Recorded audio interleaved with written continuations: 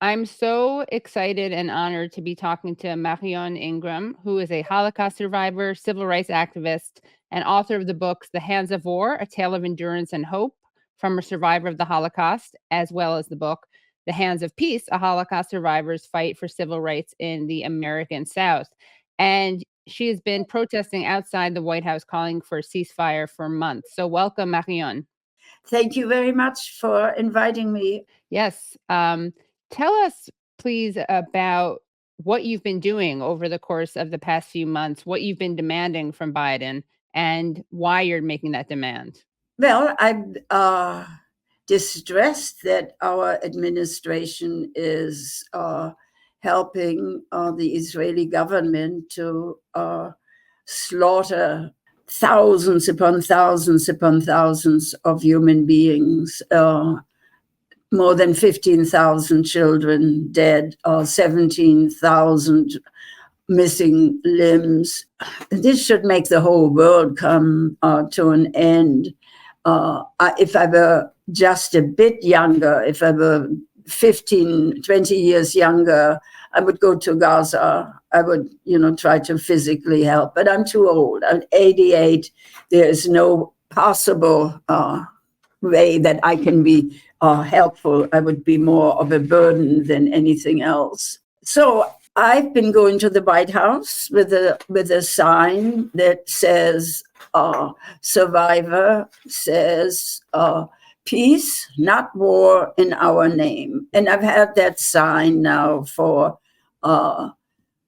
nearly 7 months. We started going to the White House, Daniel and I, my husband, every single afternoon, with very rare exceptions. We have also grown in size since Easter Sunday. We've been joined by others. And so yesterday, for instance, I had organized a vigil for the mothers of Gaza. And the past Saturday, a vigil for the children of Gaza. I am repeating my childhood every time I see or hear what's happening in Gaza. My childhood was that of running through bombs and fire, an entire country that wanted me dead and was intent on killing me. And I see that repeated. And the unfortunate thing about that is, we have these lovely slogans, never again, but never again has never, ever been anything but again and again and again and again. Daniel asked me this morning, how many places are there still left where people live in peace? No idea, because almost everywhere you look, there's war, and many of them with weapons that our tax dollars supply.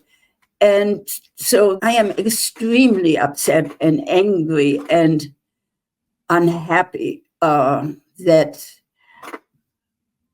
we are witnessing in glorious technicolor a war playing out even more graphically than the war we witnessed in Vietnam or Afghanistan. It is something that you cannot turn away from. We are deliberately starving human beings. That's what the Nazis did to Jews. They did that to minorities of all descriptions, physical, mental.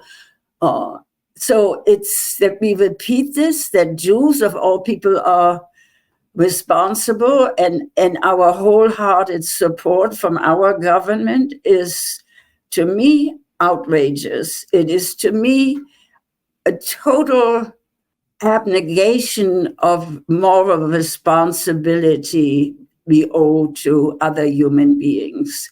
Israel uses the Holocaust frequently to justify its actions. But Right. for you, as someone who survived the Holocaust, your lesson is almost diametrically opposite. For you, the Holocaust is why you oppose what Israel is doing. Can you elaborate on that? Yes, the Holocaust is vilely misused. And I find it offensive. I find offensive that everything is, for instance, October 7th wasn't a Holocaust.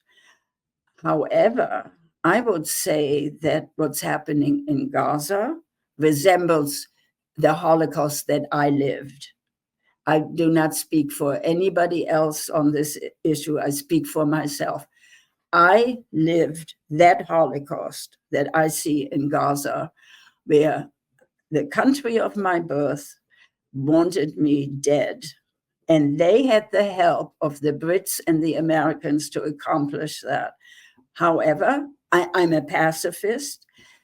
Ironically, that war, that deadliest bombing in the Second World War in Europe, saved my life. So the Holocaust is an event of the last mid-20th century. We have had various forms of holocausts. If Israel is saying October 7th is a Holocaust, then other things are holocausts as well, a whole lot of things. October 7th was an atrocity, a horrible, horrible atrocity. It was not a Holocaust. If, as Israel insists, it was like a Holocaust or the worst since the Holocaust, the things Israel has inflicted on its neighbors, on its Semitic neighbors, are the same things that Germany inflicted on Jews. And I can give you two personal examples. Israel has pushed people from their homes and their property. The Nazis took my grandparents' beautiful apartment, my grandfather's rare book collection, including his first Shakespeare folio. My parents were also dispossessed of their apartment, and we were allowed to live in designated neighborhoods, which during the Second World War in August 43 were bombed by the Allies. I think that I would include what is happening in Gaza as a Holocaust, on a, with different instruments of murder, but a Holocaust, because it is, to me, it looks like Netanyahu and his government will not be content until every last Palestinian is either dead or driven from Gaza, from the West Bank, or they're using starvation, or they are using all manner of deprivations. This is the extreme of what they've been doing in much less extreme ways for decades.